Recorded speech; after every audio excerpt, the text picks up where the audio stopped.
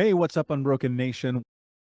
One of the biggest questions that I get is, how do I know if I'm healing? Like, what are the signs? What are the symptoms? What is the prognosis of healing? And as I kind of sit and think about that notion, what comes to mind is, how do you think about yourself and feel about yourself when you are by yourself? I mentioned this previously in another episode, and it's a great notion coined by Tom Bilyeu. If you're unfamiliar with him, look him up. But how we feel and think about ourselves when we're by ourselves is crucial.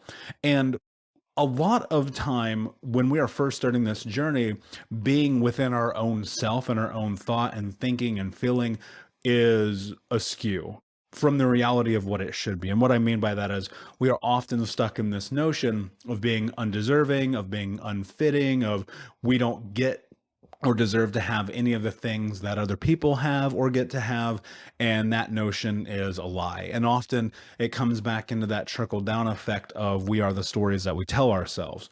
And I so often am in this place where I am changing my own narrative. Even today, even right now, as I'm recording this, I still have to be doing the things that I say that I'm going to do in order to heal and to grow.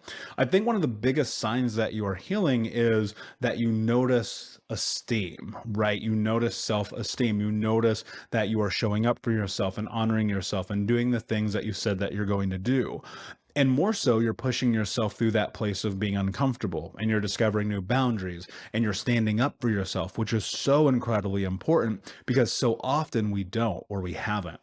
And when you do that, when you put yourself in a position of success, it often comes from stepping into ownership and showing up for yourself.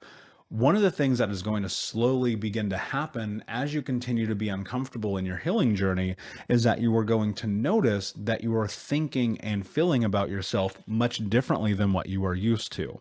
And what I mean by that is, you'll notice scenarios and situations like confrontation, like arguments, like going to the gym or working out or eating well or sleeping or not drinking or quitting smoking or whatever that thing is. You'll notice that the declarations that you make to yourself about change, when you say, I am going to do this thing, you actually start to do. And on the backside of that, this growth begins to happen. You'll notice almost like a domino effect where day in and day out, you're doing the little things that it takes to be successful. You're waking up on time, you're working out, you're writing in your journal, you're meditating, you're eating well, you are showing up for yourself. You are not allowing people to step all over you. You are not taking an advantage of people. You're not having negative self talk, and so on and so forth. And the more that you step into these things, the more that it will start to shape who you are.